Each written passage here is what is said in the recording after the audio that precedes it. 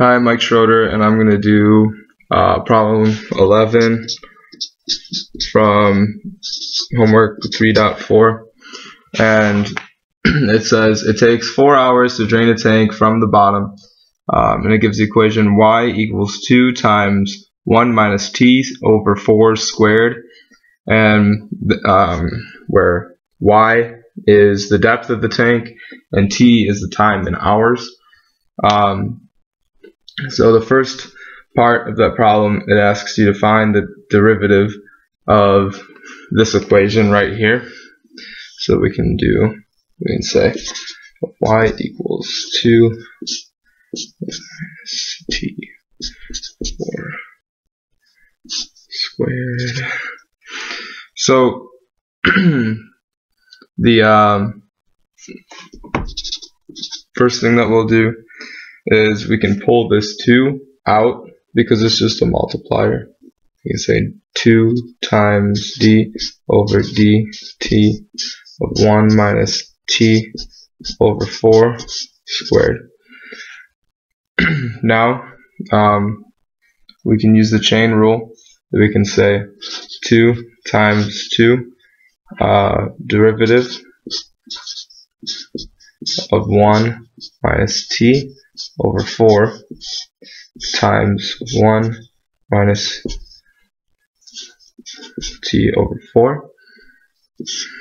So the first part, we can simplify this just to 4, and then we can take the derivative of each of the terms inside, and we can say that 4 times the derivative of 1 minus the derivative d over dt t, and then times the 1 minus t over 4. So now we just say pull down the 4, and what is the derivative of 1? The derivative of 1 is 0 minus the derivative of t, which is 1 over 4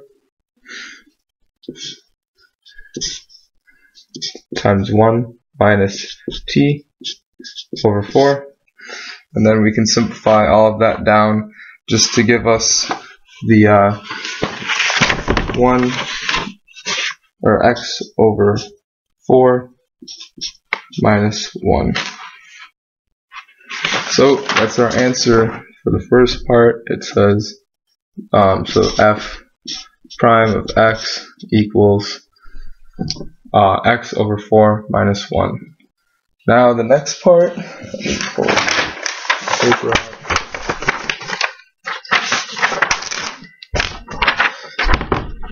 It says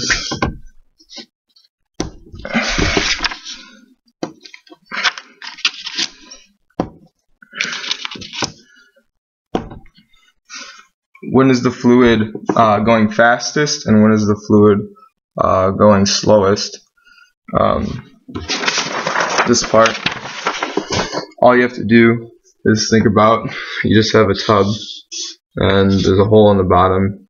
So it's going fastest when there's a whole lot of water in it, and it's going slowest when there's only a little bit of water in it. And when we found the derivative in the beginning, we found the derivative of depth, which would equal, so the derivative of depth would give us just the flow speed.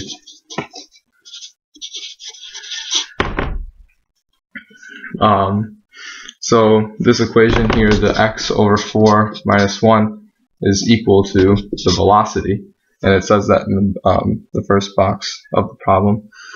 So now we know that at 4 hours it was moving the slowest, and at 0 hours it was moving the fastest, because at 0 hours the tank was full, and at 4 hours the tank was almost empty and moving the slowest. So we just say at 4 hours, 4 over 4 minus 1, so 4 over 4 is 1 minus 1 equals 0, so it was flowing at 0 velocity, which makes sense because it was empty. And then at 0 we say 0 over 4 minus 1 equals -1, And it's kind of deceiving because in the two boxes it says what is the speed of the water, and it actually wants you to put in the negative. And I kind of took me a while because I kept on putting the positive, like the absolute value of 1, because I was thinking speed instead of velocity. But it says speed and it wants the negative number if you get the negative number in that box. So you would just say it's moving slowest at 4 hours and it's going 0 meters per second, and it's going, so this is slowest, and then it's moving fastest